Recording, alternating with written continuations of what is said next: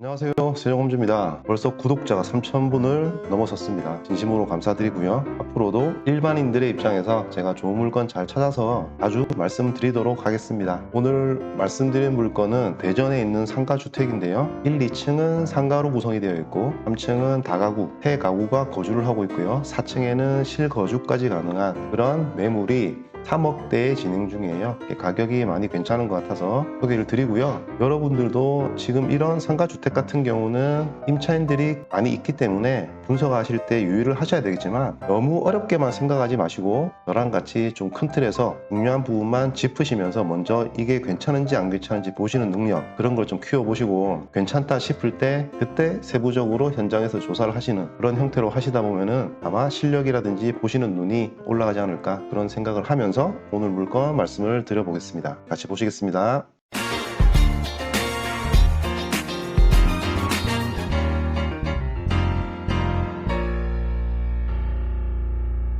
물건 정보 한번 보시겠습니다. 대전광역시 서구 복수동에 있는 근린주택이고요. 토지 면적은 67.7, 건물은 141.5평 정도 됩니다. 1차 감정가 6억 6천이었죠. 유찰이 2번 되고 3억 2,400. 이것 또한 절반 이하로 지금 떨어진 물건입니다. 매각기일은 8월 9일이죠. 시간적인 여유는 많으니까 아주 자세히 잘 조사를 해보셔야 될 것 같아요. 자, 현장 사진의 모습입니다. 1층은 이렇게 상가로 이용 중이죠. 1층 상가. 2층도 지금 상가로 되어 있고요. 3층에는 원룸이 3가구가 있는 걸로 지금 나와 있고요. 4층엔 주인 거주 그대로 보시면 되겠습니다. 이런 근린주택이고요. 건물의 출입구인데요. 들어가서 이 간판은 이 2층 사무실에서 쓰는 것 같고요. 주변의 모습입니다. 이게 해당 경매 물건이고요. 이렇게 내려가시면은 오른쪽으로는 아파트, 여기 초록마을 5단지 아파트예요. 내려가시면 인근에 대학교가 있기 때문에 이런 다가구들이 이쪽 동네는 많이 있습니다. 이쪽에 주차장이 마련되어 있고요. 1층 상가의 모습입니다. 자, 2층 사무실의 모습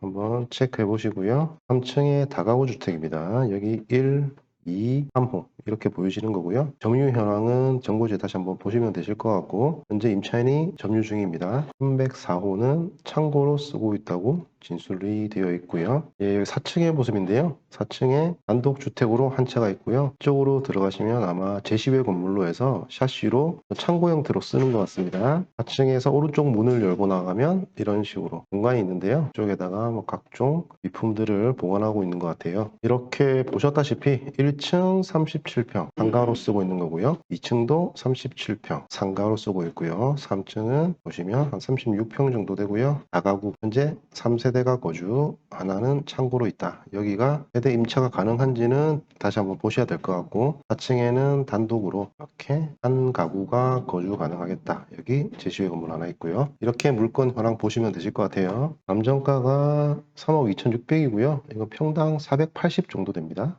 480만 원 정도. 2종 일반 주거지역 평당 단가 감정가고요. 건물의 내역은 좀 전에 사진으로 설명을 드렸고요. 사용 승인 일자는 2007년입니다. 14년 정도 된 건물이기 때문에 나름 준수하겠다라는 생각이 들고요. 3층 다가구 아까 4개의 세대가 있었죠. 여기 보시면은 공부상으로는 2종 근생으로 되어 있어요. 이 부분 체크를 하셔야 될 필요가 있고요. 자, 임차 현황인데요. 우리 선순위 임차인 찾는 게 중요하죠. 지금 1순위 근저당 설정일이 19년 10월 25일이죠. 이거보다 앞선 권리자들은 선순위 임차인이다 라고 보시면 되고요. 19년 10월이니까 여기 이분은 18년 3월 28일, 여기가 2층의 사무실이었죠. 이분은 선순위 임차인으로 보셔야 될 것 같고요. 또 3층에 이분 문님은 301호 2호에 대해서 전입을 15년 더 일찍 하셨죠. 선순위 임차인이다. 그리고 점포 1층 점포에 대해서 이 두 개에 대해서 보시면은 상가 임대차 현황을 보시면은 1층에 이땡땡님으로 등재가 되어 있다. 아마 이분이 지금 1층을 점유하실 수도 있다라고 보여지고요. 사업자 등록은 14년도이기 때문에 이분도 선순위 임차인으로 보셔야 됩니다. 한 분할이 되어서 만약에 두 개의 사업장이 있다라고 하면 별도 조사를 하셔야 되는데, 이 문서로만 봤을 때는 같은 분이 아닐까라는 짐작을 해볼 수가 있을 것 같고요. 304호 전 땡땡님이 19년 11월 29일인데요. 발소 기준 권리보다 늦죠, 이분은. 그래서 전 땡땡님은 선순위 임차인이 아니라고 보시면 됩니다. 그리고 4층 같은 경우는 소유자가 전입이 되어 있다. 소유자가 거주하고 있으면 해당 사항이 없을 거고요. 여기 보시면 303호는 여동생이 거주하고 있다라고 진술을 했다고 해요. 이분의 여동생이 303호를 점유하고 있다. 이분들 다 표시를 해보시면은 조금 복잡해 보이죠? 이럴 때 실제 현황은 현장에서 별도로 조사를 하셔야 됩니다. 근데 지금 어느 정도 맥을 짚는다는 취지로 한번 보시게 되시면은 1층 상가 어디 있죠? 여기가 1층 상가. 임대료, 그러니까 임차 보증금에 대해서 지금 권리신고나 배당 요구를 하지 않았기 때문에 아무도 우리가 어느 정도 현장에서 실제 어떤 서류를 확보 가능하시면 확인하셔야 되는데 사전에 분석을 해보실 때는 지금 현장 같은 경우는 아파트라든지 어떤 주거 밀집 지역의 메인 동선상에 있는 게 아니고 안쪽으로 쭉 들어와 있기 때문에 이런 일반 사무실이 임차를 할 수밖에 없는 그런 형태의 상가로 보시면 되고요. 지금 이 정도의 경우면 1층은 보증금이 높아도 1,000만 원이겠다. 대충 짐작을 해보는 겁니다. 1층에 1,000만 원. 그리고 여기가 2층 점포죠. 이 사무실도 1,000만 원. 월세는 1층이 더 높겠지만 보증금 같은 경우는 그냥 플러스 마이너스해서 1,000씩 잡아보는 거고요. 3층에 있는 이 원룸들 1호, 2호, 3호까지 한번 포함을 시켜보시면은 500 정도 잡으시면 넉넉하겠죠. 그러면 세 집이기 때문에 1,500 정도의 보증금이 되겠죠.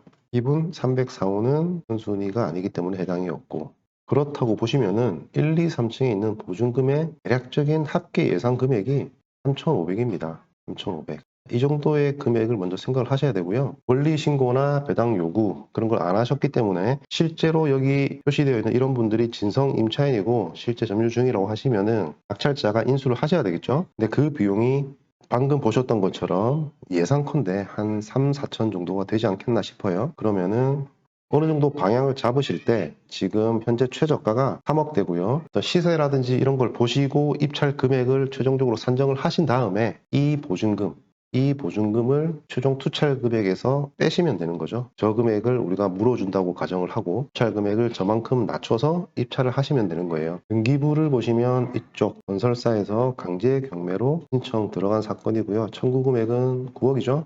그리고 본 부동산에 걸려있는 채권액 합계는 6억 2,400이다. 금액 자체가 좀 크기 때문에 취하의 여지는 그렇게 높지 않아 보입니다. 자, 인근 부동산 상담 내역이죠. 참고 정도는 하셔야 되겠죠. 매매가는 감정가와 비슷하다는 의견이 첫 번째 있고요. 하지만 본건 경매이기 때문에 1회 유찰된 가격이 적절할 것이라는 의견이 있었습니다. 4억 6,300이었죠. 부동산의 의견이긴 하지만 이 금액을 하나의 기준 금액으로 생각해 볼 필요는 있을 것 같아요. 자리를 간단하게 한번 보시겠습니다. 여기입니다. 후보지는 여기에 있는 거고요. 여기가 지금 대전 복수동입니다. 밑에 메인 대로에서 안쪽으로 들어가시면 이제 안영 IC 라는 길이 되는 거고요. 이쪽에 보시면 대전과학기술대학교, 예전에 해천대학교였죠. 이런 대학교가 하나가 있다. 그리고 복수동의 메인 주거 아파트 단지죠. 초록마을 1, 2, 3단지 이렇게 형성이 되어 있고요. 이 가운데로 복수동에 메인 상권이 있습니다. 그리고 그 배후로 원룸 다가구, 대학생들이 주로 있겠죠. 이런 다가구들이 형성되어 있는 그런 주거, 어떤 대학, 원룸 복합되어 있는 그런 상권, 그런 동네다라고 보시면 되고요. 후보지는 안쪽으로 쑥 들어와 있는 거죠. 그래서 1, 2층은 아마 사무실과 창고, 그런 오피스 위주로 임대가 나가리라고 보시면 되실 것 같고 이 뒤쪽으로 보이죠? 전원주택지 땅을 만들어 가지고 분양을 하고 건축도 꽤나 된 모습입니다. 그 정도로 이 동네를 보시면 될 것 같고요. 로드뷰를 한번 보실게요. 이 건물이죠. 이 건물 1, 2, 3, 4층까지 이런 식으로 되어 있는 겁니다. 아까 보셨던 아파트 다가구들 이렇게 형성이 되어 있고요. 제일 안쪽 골목이죠. 들어와서 이쪽으로 보시면 다 다가구. 이쪽에는 대학교 어떤 기숙사 같고요. 이런 식으로 형성되어 있다. 맞은편으로 보시면 우리 아까 봤던 테라스 힐이라고 하네요. 전원주택지가 조성이 되어서 실제로 단독주택들이 건축이 되고 거주를 하고 있는 그런 모습 확인이 되시고요. 자, 그러면 시세를 한번 확인해 보겠습니다. 여기가 현장이죠. 보시고요. 지금 다가구 어떤 원룸에 대한 택지들이죠. 쪽에서 토지만 거래된 사례를 최근에 보시면은 거래 사례가 많지는 않습니다. 근데 눈에 하나 보이는 게 이거죠. 전형적인 다가구 택지.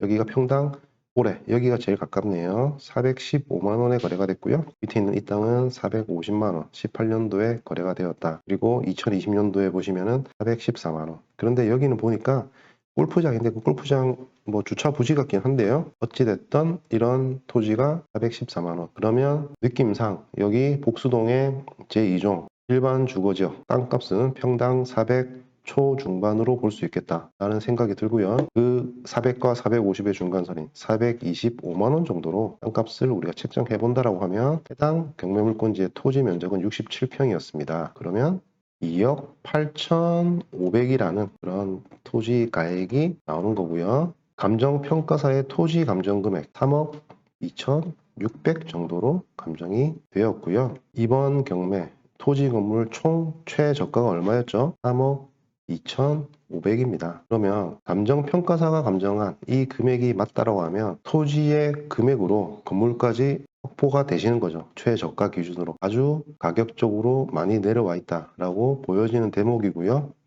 감정가보다 어떤 보수적인 시세 2억 8,500을 토지의 가액으로 삼는다라고 하면은 이 최저가와 토지 가액의 차이는 4천만 원 정도가 됩니다. 땅값으로만 대략적으로 비교해봐도 가격이 아주 괜찮다는 걸 알 수 있는 거죠. 그러면 이 차액에서 본인이 4층에 실제 거주할 수 있다는 장점 플러스 되셔야 되고요.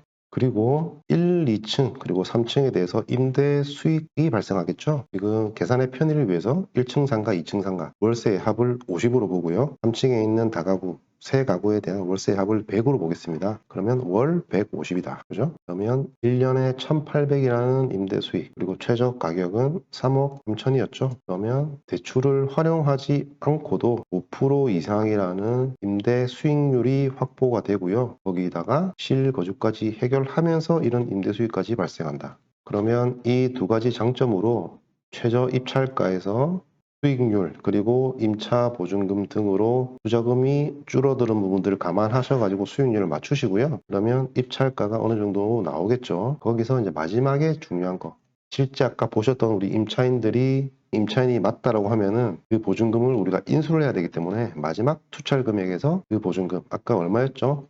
추측건데 4천만 원 정도의 보증금을 나중에 반환해 줘야 된다. 그러면 이 금액을 뺀 금액으로 입찰을 고려해 보시면 되는 거죠. 이런 식으로 전체적인 어떤 건물에 대한 입찰가를 큰 틀에서 한번 산정을 하시고 그럼에도 불구하고 이 물건이 상당히 매력 있고 마음에 든다. 그때는 현장 가셔서 디테일한 조사가 이제 필요하신 거죠. 그렇게 되면 이 4천만 원이 진짜 4천만 원인지 이게 조사해보니 4천이 아니라 인수해야 될 보증금이 2천이더라. 그러면 우리의 투찰 금액은 2천만 원만큼 더 올라갈 수 있는 거고요. 이런 식으로 물건을 잘 보시면 되고요. 요즘과 같은 어떤 주거의 대체 수단이 각광받고 있는 이런 시점에서 이런 주거 문제를 해결하면서 동시에 상가 임대 수익까지 올릴 수 있는 이런 물건들은 매력이 있겠다라는 생각을 다시 한번 해보고요. 여러분과 공유하는 시간을 가져보았습니다. 오늘은 대전 물건 하나 소개해 드렸고요. 다음에 또 좋은 물건으로 찾아뵙도록 하겠습니다. 도움이 되셨다면 구독, 좋아요 부탁드리고요. 오늘도 즐거운 하루 보내시기 바라겠습니다. 감사합니다.